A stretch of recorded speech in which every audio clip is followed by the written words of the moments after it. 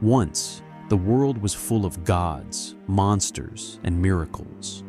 Myths were how our ancestors explained the impossible, stories to give shape to fear and wonder.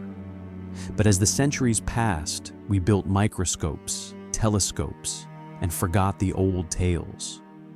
Yet now, science is beginning to whisper something strange, that some of those stories may have been true. The Great Flood. The story of a worldwide flood exists in nearly every ancient culture. The Bible's Noah, Mesopotamia's Utnapishtim, the Hindu Manu, even stories from the Aztecs and the Pacific Islands. For centuries, scholars called it coincidence, a moral tale, not a memory. But today, geologists have found evidence of cataclysmic floods near the end of the Ice Age. Massive glacial lakes bursting, swallowing valleys and civilizations. And deep beneath the Black Sea, scientists have discovered ancient shorelines, proof that rising seas once drowned entire worlds. Maybe humanity didn't imagine the flood. Maybe we remembered it. The lost city of Atlantis. Plato wrote of Atlantis, a mighty empire swallowed by the sea. For millennia, it was dismissed as allegory, a philosopher's tale. But evidence of real, sudden destruction has surfaced across the Mediterranean. Volcanic islands, shattered coastlines, sunken cities off Greece and Turkey. In 1600 BCE, the island of Thera, modern Santorini, erupted with the force of hundreds of atomic bombs. The Minoan civilization, powerful, artistic, and peaceful, vanished in its wake. A proud people, a sudden fire, a world beneath the waves.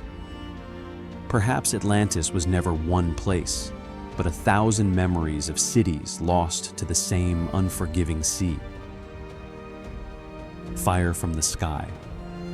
Many myths tell of gods descending in fire. The Egyptian sunboat, the fiery chariots of Ezekiel, and the Sanskrit Vimanas, flying palaces of the gods.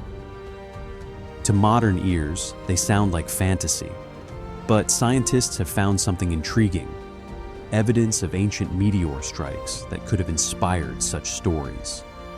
The Tunguska explosion in 1908 flattened forests across Siberia, 1,000 square miles in an instant. Now imagine that, 10,000 years ago, a sky aflame, a boom that shook the earth. To the people who witnessed it, what else could it have been but a god falling to earth? The heavens once burned, and humanity remembered. The global myths of giants. Every culture speaks of giants. The Greek Titans, the Norse Jötnar, the Nephilim of the Bible, even the Polynesian stories of enormous ancestors. Modern science once laughed, until the 19th century, when fossil hunters uncovered massive bones unlike any humans. Elephants, mammoths, and mastodons, whose skulls, with hollow centers where their trunks once were, might have looked like the single eyes of Cyclops. Some scientists now believe that myths of giants came from the discovery of prehistoric fossils, centuries before humans understood extinction. The gods of old may not have walked the earth, but their bones still do. The myth of the underworld.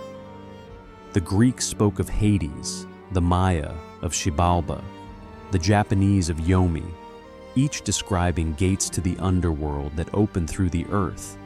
Scientists have since found that many of those sites, from Greece to Italy to Mesoamerica, are built above natural vents that release toxic gases and hallucinogenic fumes.